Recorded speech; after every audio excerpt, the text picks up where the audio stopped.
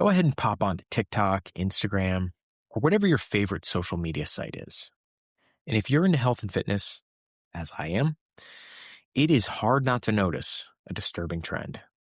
And that is what would appear to be an explosion in the use of steroids and performance-enhancing drugs.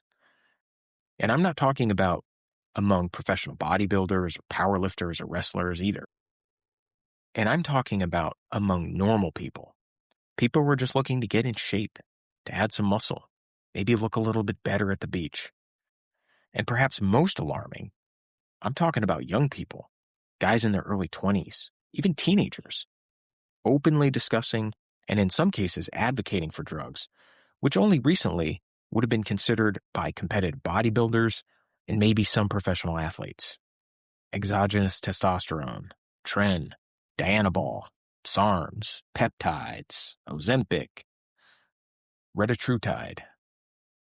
The list goes on, all with a common aim, a single promise, if you will.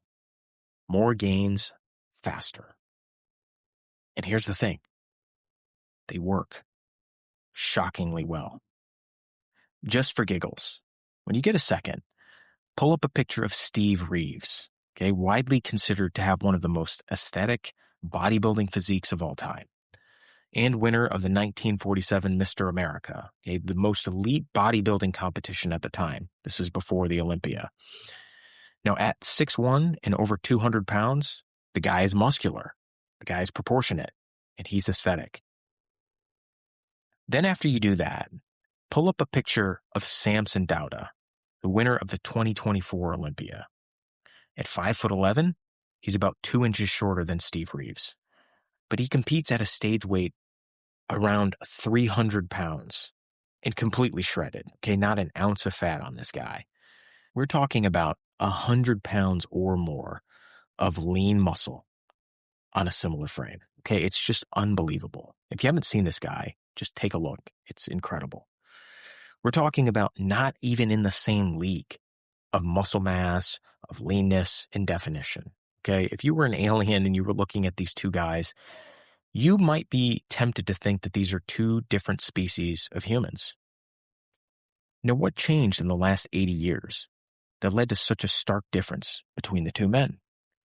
Both, I remind you, competing at the top of their game in the same sport at the time. Is it better training? Maybe. Better nutrition? Sure. But I think we all know the big one. PEDs, performance-enhancing drugs. Now, of course, there's a trade-off, right? These are drugs that are not without side effects. But let's be honest here. Most people are not going for, nor could they achieve Samson Dauda's level of mass and leanness, right? Just not possible. So maybe, just maybe, it's worth considering just a little bit more risk, for a little bit more or faster rewards. And it would seem, tragically, that more and more young men are beginning to conclude, sure, it's worth it. And I believe that this is a mistake. Health effects aside, there are some not so obvious reasons why, for the vast majority of people, staying natural is absolutely the way to go. With that, I'd like to welcome you to another episode of Unconditional with Norbie Schickel. This week, my friends, it is time to preach, and preach I will. If you've been with me before, you know that this podcast, this channel, is centered on the idea that human beings are not built broken. We are not designed for, nor are we destined for, a life of slow and painful decline. That something or some things in our modern world are robbing us of the health and vitality that I believe is our birthright. Now, we've talked about nutrition, we've talked about whole foods, we've even talked about the power of mindset in driving and delivering health outcomes. But fitness is certainly one of the most powerful levers that you can pull from the perspective of health. In fact, in some ways, we think about health and fitness as almost synonymous. It's hard to imagine a person getting healthier without also getting fitter. One tends to reinforce and drive the other. But I can't help but notice that we may be at a pivotal moment in history in which that long marriage, the union of health and fitness, It may be coming to an end. I don't think it's a stretch to say that we may be entering a time in which the world of fitness is rapidly moving away from the concept of health.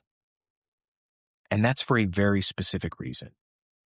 Because of the rise and the use of performance-enhancing drugs, PEDs, steroids, SARMs, peptides, and synthetic hormones, including TRT. These are all terms and concepts that would have been completely foreign to most people just a few years ago, reserved for bodybuilders, professional athletes, and maybe some of the most hardcore gym bros. Certainly not teenagers and average guys just looking to get in shape. But in a shockingly short amount of time, that has changed in a dramatic way. And you get why, of course. There's absolutely no denying that performance-enhancing drugs do just that. They enhance performance, at least in one domain. And when you start combining drugs, say testosterone or steroids for mass, and modern weight loss drugs like retatrutide or fat loss, the effects, especially from an aesthetic perspective, can be dramatic. I did an entire episode on the rise of looks maxing. Okay, definitely check that out if you haven't done so. But a key aspect of looks maxing, in many cases, involves the much more aggressive use of pharmaceuticals, often by very young guys, in an attempt to optimize and improve their looks. Now, what does this have to do with fitness? Yeah, I think that maybe there's a case to be made that PEDs will help improve fitness, right? Depending on how you're looking at it. But health? I don't know that anybody is making that case, that PEDs are going to improve your health outcomes. And it's dawned on me that if this trend continues, we may be at the very start of this split between health and fitness. Because certainly if we use the sport of professional bodybuilding as sort of a leading indicator, which historically it has been, as an athlete within competitive bodybuilding ascends, as they become more successful, and they are at their fittest within the context of the sport. In general, their health may be at their lowest, right? Their health is taking a serious toll. And before you think, yeah, but that's bodybuilding, those guys are known for pushing the limits with training, pushing the limits with nutrition, pharmaceuticals. So yeah, a lot of these guys, they push past reasonable limits. Let's just remember that it was only a few short years ago that so much of what's being openly discussed by teenagers on social media and online forums as part of getting in shape would have been considered pushing the limits. Okay, and I don't hear anybody else talking about it in this context, in this way, that we might be witnessing the end of health and fitness as we know it, that we might be entering an era where certainly for many, the price of fitness is health. And to me, that's not a good thing. And we should be talking about it. So I've got to chime in. I get it. This may not be popular, but it needs to be said. I am going to make the case for staying natural.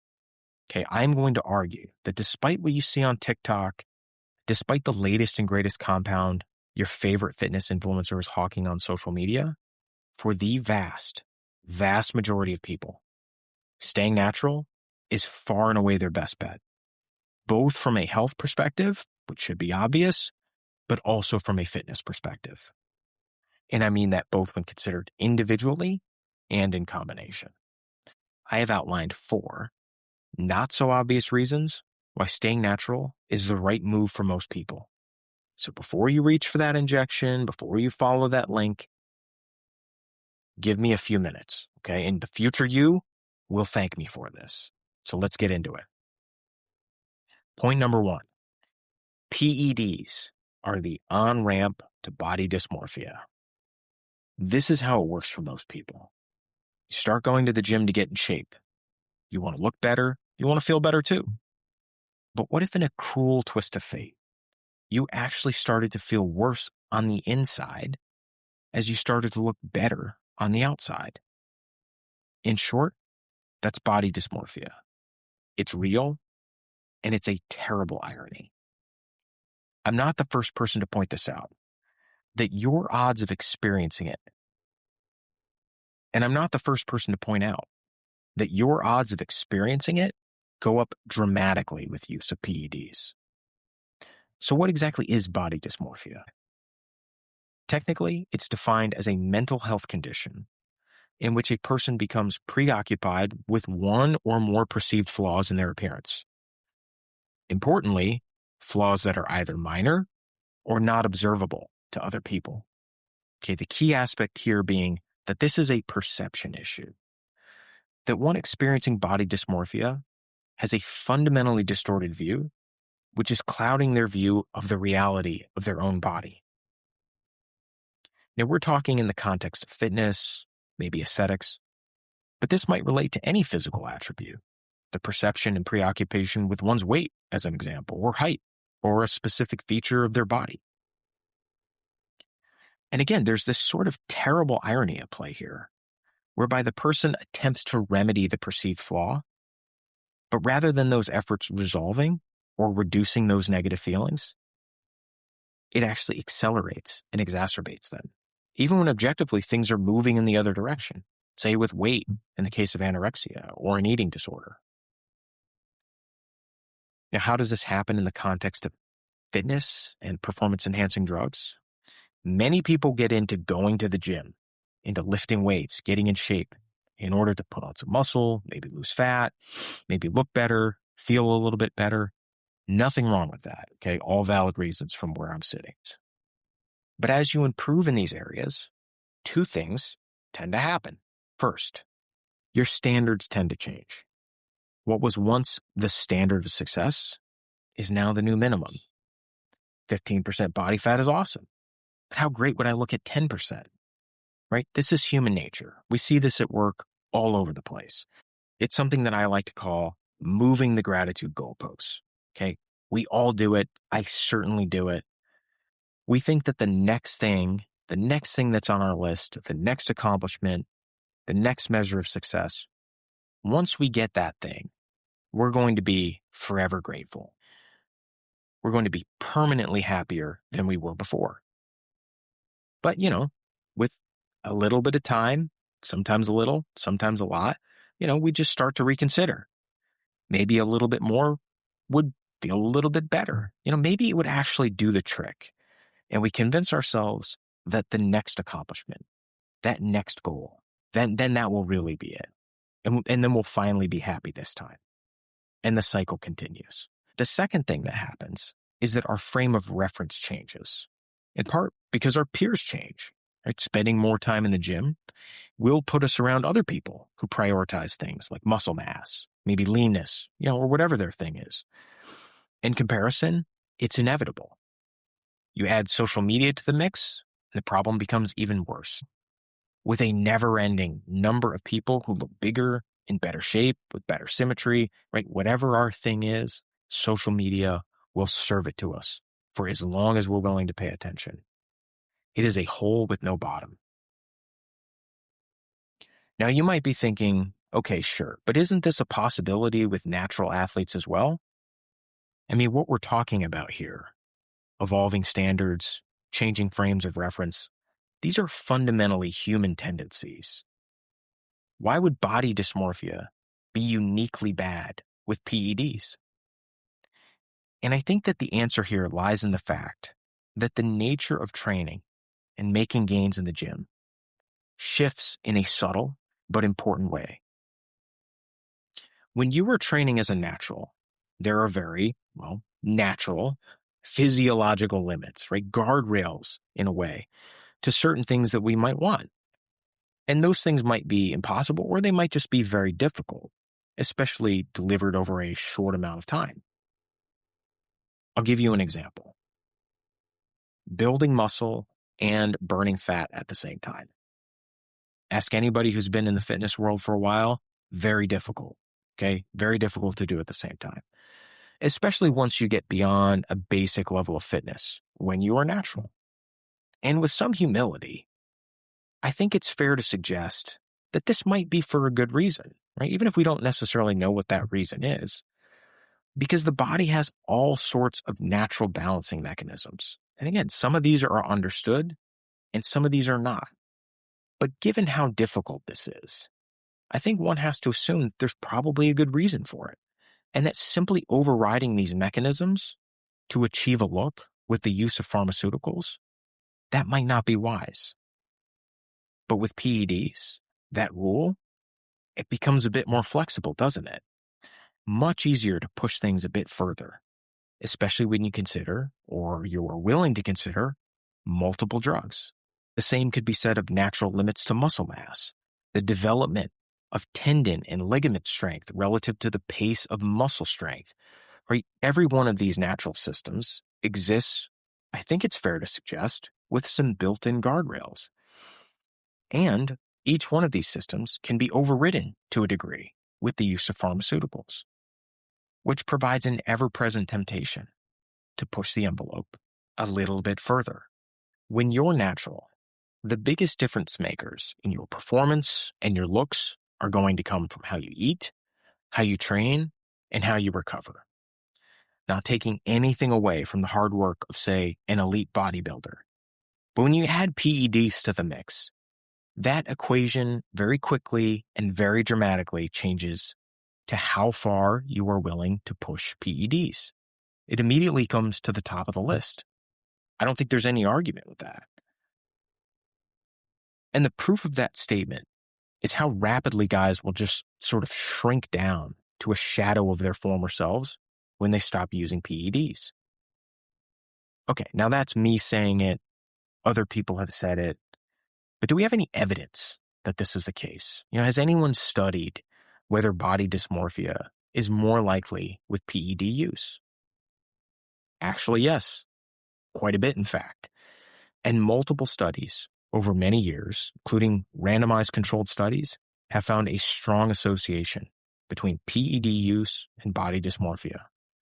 Now, in the interest of time, I'm not going to go through them all, but I will link to them in the show notes.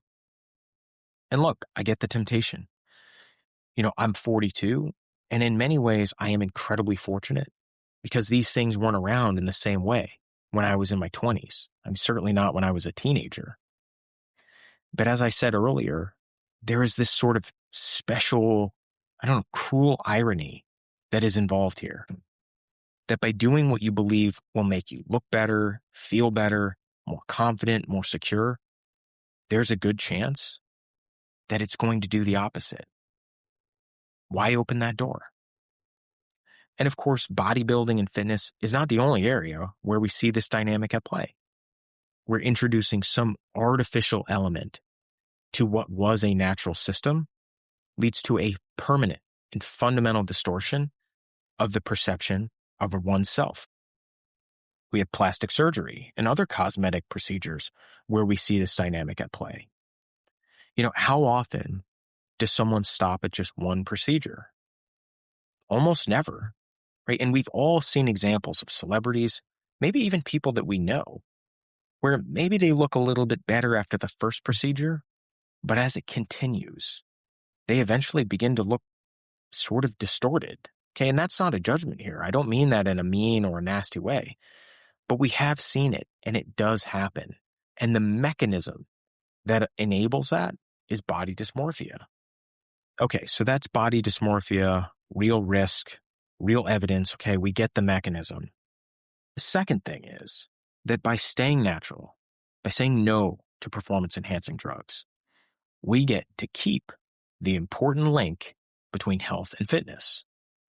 Okay, we've touched on this already a little bit, but as I've said before, we are truly living in what I believe is an unprecedented time here. Okay, as far as I can tell, this is the first time in all of human history that we are breaking the link, this fundamental union between health and fitness.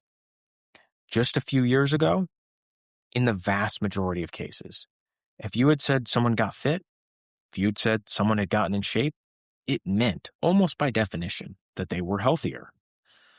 When you enter PEDs and modern pharmaceuticals into the mix, including injectable weight loss drugs, the picture is less clear. Yet we can clearly see examples in which additional muscle mass or loss of body fat is not necessarily a reflection of improved health. But in many cases, it's the exact opposite, right? It's a reflection of pushing the envelope too far. You'll see the string of very high profile and unfortunate deaths of young bodybuilders as evidence here at the pinnacle of their career, from guys like Rich Piana to Dallas McCarver, right? It's a long, unfortunate list. One thing to think about is, can you think of any other professional sport, maybe other than boxing, but I think even if you include boxing, in which we expect multiple athletes will die in a given year, while they are apparently at the peak level of fitness for their sport? I mean, I can't think of any other ones. And this is more than anecdotal. Again, there have been a few studies that have looked at this. It turns out one of the best studies was actually published last year in 2025. I'll link to the study again in the show notes here. But they tracked over 20,000 male bodybuilders and found that professional bodybuilders were 5 times more likely to suffer sudden cardiac death than amateur bodybuilders. And the median age, around 45 years old. Now, do we know for certain this is 100% due to PED use? No, I don't think we can say that for sure. But what we can say is that young people in the general population have an incredibly low risk of sudden cardiac death. And steroids have a long and known history of creating heart issues in their users. And given that the risk of sudden cardiac death among professionals was 5 times that of the amateurs, and I don't think it's controversial to suggest that PED use is certainly higher among pros than amateurs. I mean, you can draw your own conclusions, but I think the answer is fairly obvious. Now, what does that number mean, say, in the context of the general population? How should we think about this number as non-bodybuilders, let's just say? Well, the risk among the pros was so high, in fact, that their risk profile essentially matched the risk profile of very old people, right? The demographic which is actually at risk for sudden cardiac death. But these are young guys, okay? These are not guys that are in their 70s and 80s. We're talking about guys in their 20s, 30s, and 40s. Now, again, the point is not to provide a bibliography on the side effects and potential risks of each performance-enhancing drug currently on the market. Okay, that is not the point here. The point is that it's becoming increasingly obvious to me that PEDs are a fundamental break in this connection that we have assumed for so long, right? The connection between health and fitness that has existed probably since the first caveman dropped on the floor and banged out a set of push-ups. To me, the importance of this change cannot be overstated, especially because, as we've discussed in the past, so much of what passes for, quote, fitness and the gym today comes from the world of competitive bodybuilding. As I've said before, it's a leading indicator, so to speak. And I think the question that we should continually ask ourselves, is this really the right model? Now, this is my own bias here. I've spoken about this in the past.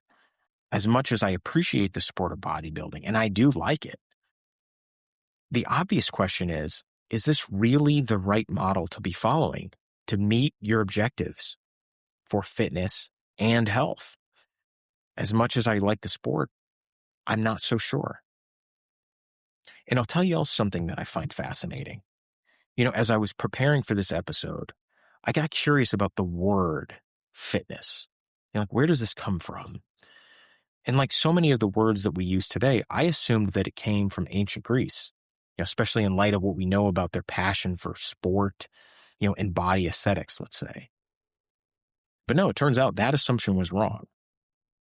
In fact, the word fitness, in the sense that we are using it, is traced back to Old Norse and the concept of fit, as in suitable for or appropriate for, meaning like this tool is a good fit for this particular job. It wasn't until the 1800s when the term fitness began to be used in the context of a physical capability relating to people, notably by people like Charles Darwin, with his idea of, quote, survival of the fittest. Of course, by fittest, he wasn't referring to organisms with like huge biceps and visible abs. He meant organisms which are most suited for, most appropriate for a particular environment. Okay, now isn't that interesting? But what about the Greeks, right? Given all the statues of ripped Greek gods, surely they had some way to describe fitness. What was the Greek word for fitness? And even more interestingly, they didn't really have one. Okay? Now that just blows my mind. It turns out that there are 3 Greek words which map closest to the concept that we have today of physical fitness. But importantly, none of these words was used to represent physical fitness as a standalone characteristic. Arete refers to someone who is not only physically fit, but also of excellent moral character, virtue, and skill. Okay, interesting. Euvexia is arguably the closest definition, but in addition to referring to one of good physical conditioning, well-being, it was connected to ideas of balance, of equilibrium, and of discipline. Ischus can be roughly translated as force or power, but again, not only referring to physical strength, but also firmness of character or potency in action. I just love that. Now, to me, this speaks volumes, okay, that this idea of fitness or of being in shape as a standalone classification, as completely divorced from health, divorced from moderation, divorced from moral character, that it is completely ahistoric. It is without precedent. Maybe it's worth wondering why. No, honestly, I don't know the answer to this question, but I'll give you my perspective here for what it's worth. My sense is that it is likely that the Greeks and many other ancient people, that they understood that the concepts that we have forgotten or all too often ignore in the modern world, right? Again, concepts like balance, like proportionality, things like equilibrium, that the Greeks knew that these had to go hand in hand with fitness, that you could not have one without the other. Just something to think about. So while I get the allure of accelerated gains, can be very tempting, if there is a strong likelihood that you aren't going to appreciate the destination if you ever get there due to body dysmorphia, and it's all but assured that your health is going to take a real hit in the process, why even consider it? But let's move on. Okay, on to the next one. And that is that you will actually reach your goals by staying natural. Yes, I completely get it. I know that PEDs can appear, they can look like an express train to the body of your dreams. That is certainly the impression one can get by following 20-something-year-old fitness influencers extolling the virtues of Tren, Dianabol, Test, or SARMs. But here's the thing. For most people, there is a much stronger likelihood that you are going to achieve and maintain your dream physique by staying natural.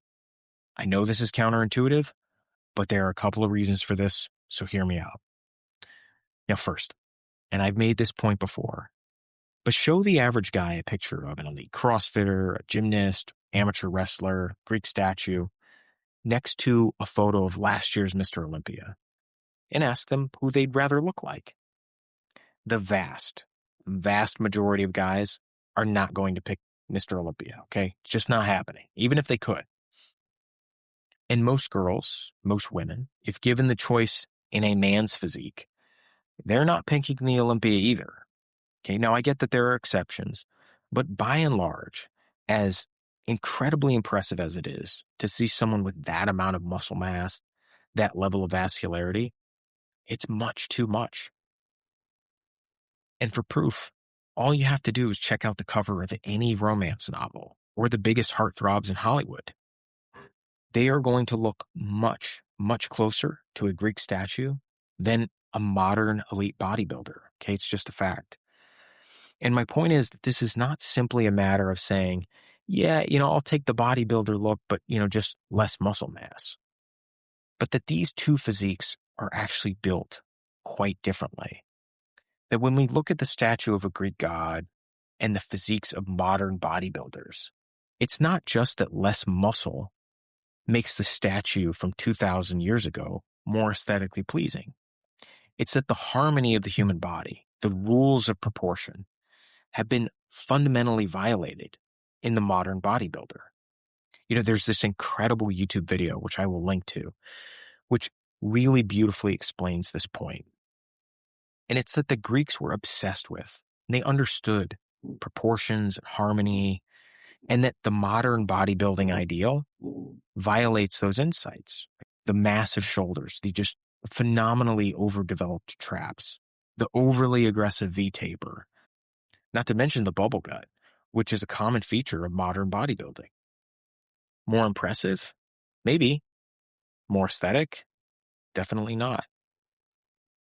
Arguably, I find it very telling that arguably the best PED, the best enhanced physiques, are guys who are very early in their PED use. But as we've discussed, this is almost never where things stay. Because we're humans. Because it's never enough. We just can't help ourselves. And that's when the dysmorphia sets in. And that's when the look, the feel, and the performance, the entire reason that you got into working out in the first place, is lost. Now, I said from the start that we are going to talk about the not so obvious reasons for staying natural. But a discussion on PEDs without touching on the health risks would also be woefully incomplete. However, what I want to share is something on the health side of PEDs that I don't know that I've ever heard anyone point out. So this will not be your typical recitation of the most common PEDs and a discussion of the risks with each one, okay? It's just not going to happen. We may do something like that in a future episode, but a promise is a promise, and I am sticking with it. So not so obvious health implications, here we come. Okay, so first, while greater openness on part of athletes who use PEDs and are using PEDs is definitely better than lying, okay? Which just let's remember was pretty much the default answer from the sport of bodybuilding up until about, like 5 minutes ago, right? But by the same token, there can be no doubt that this openness has contributed to the perceived safety of these drugs, in part because of, let's be honest, the exaggerations or just out-and-out lies by many who are in positions of authority on the dangers of steroids. Dorian Yates has spoken very eloquently about this, but the fact of the matter is that at reasonable doses, steroids are just not nearly as risky as we were once led to believe, right? Certainly when I was a teenager, the message was just no, never, sort of one injection, you're dead kind of a thing. But also importantly, the conversation around risks and side effects and dangers, in a way, was sort of voluntarily seeded from the medical and research community. That, again, the answer was just no, never, to the bodybuilding and bro science community.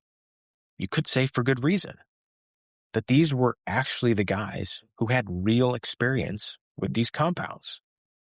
And it should be pointed out that in many cases, these were the only people who had any experience with these compounds, especially when you consider them being used in combination. And I do mean that literally. Most of these compounds, if tested in humans at all, some have been used in veterinary settings, and that's it, they were never tested in combination in any sort of clinical trial. So the side effects, the long-term effects, were not known and could not possibly be known. Yet we have an entire category of unknown unknowns here. And maybe for a guy like Dorian Yates, he's competing for the Olympia, he's winning the Olympia. This is his profession. This is how he feeds his family. Maybe it's worth it. But for the average guy, someone who's just looking to get in shape, maybe lose a few pounds, look better at the beach, does he really know what he's signing up for? The answer is obvious.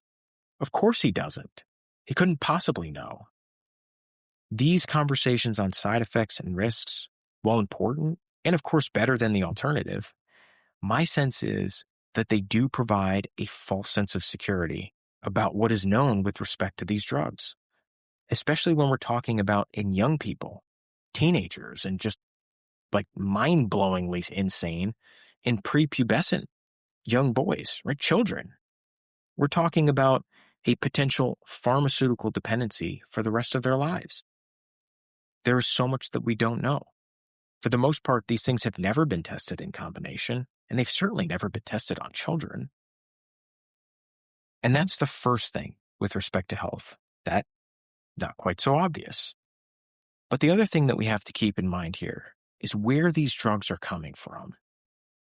And what is the track record of the companies who are providing them?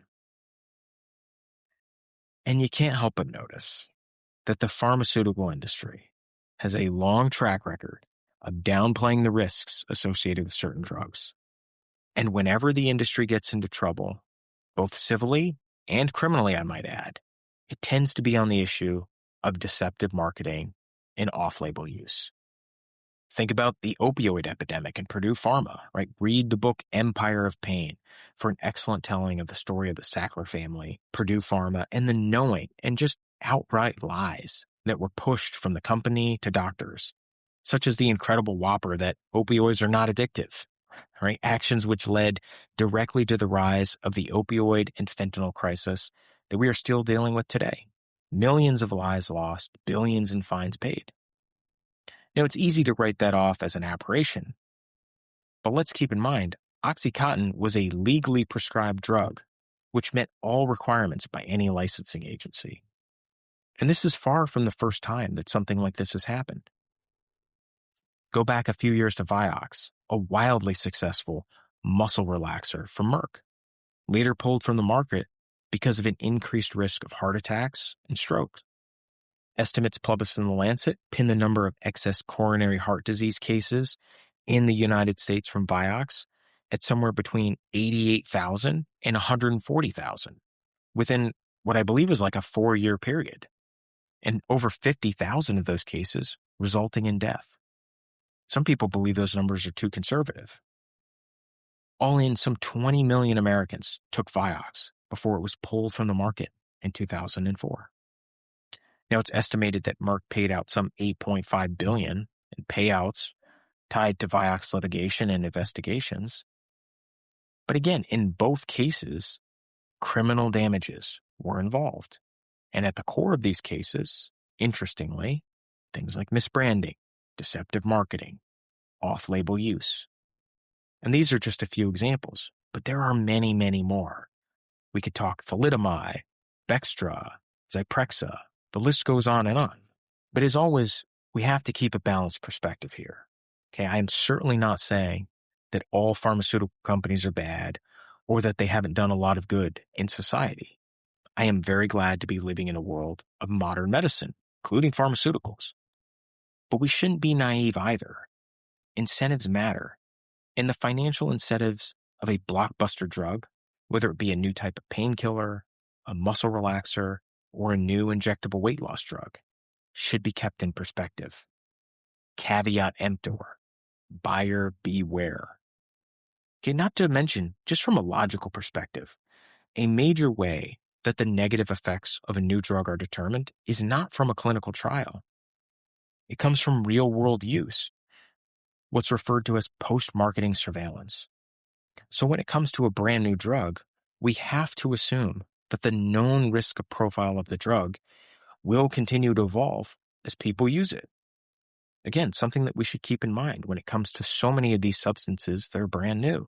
And we have to keep in mind that in some cases, we are talking about signing on to a lifetime dependency on a pharmaceutical product. At least as of the time of this recording, exogenous testosterone and GLP-1s, two of the most important drugs for muscle mass, for energy, for leanness, you have to continue to take them in order to continue to get the benefit. And in the case of testosterone, taking exogenous testosterone may permanently shut down your natural testosterone production, not to mention destroy your fertility. And I've said this before, but this is a very different calculation for a guy who's in his 60s than a guy in his teens or in his 20s. The ability to make testosterone is the closest thing that you have in your body to a superpower. Do not simply give that away for faster gains in the gym. Is the modern world assaulting your testosterone? Yes, I am sorry to report, but that is the case. Now, does that mean jumping straight to TRT is the right choice? Probably not. Okay, I'm 42 years old. My testosterone was just measured at 950. All natural, no TRT, no crazy supplements. If you are struggling to get your T levels where they should be, I did an entire episode on increasing your testosterone naturally. So please check out that episode before signing up for a lifetime dependency on Big Pharma. Okay, so hopefully I've given you a few things to think about, some not so obvious, hopefully, reasons to avoid PEDs, to stay and remain natural. But let me leave you with one more observation. I just can't help it. And take it for what it's worth.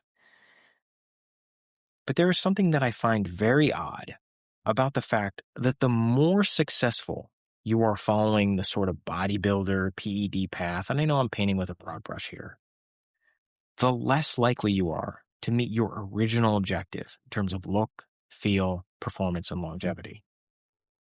Isn't that odd? And to me, it just strikes me as very odd that in essence, for those who are making the argument that bodybuilding and PEDs is the best approach for building an aesthetic physique, building, sort of the physique that we discussed, very classic, just do that, but do less. It's predicated on you not being very good at it, right? In other words, taking it short of the logical conclusion. Does that strike you as odd? Maybe it's just me, but I find that incredibly odd. Okay, so I'm going to go ahead and wrap there. That's going to be it for me today. As always, thank you for the listen. If you are getting anything out of the show, do me a favor and share it with someone you think would find value in it as well. Okay, let's reclaim our radical health and fitness together. Thanks again, and I'll see you next week.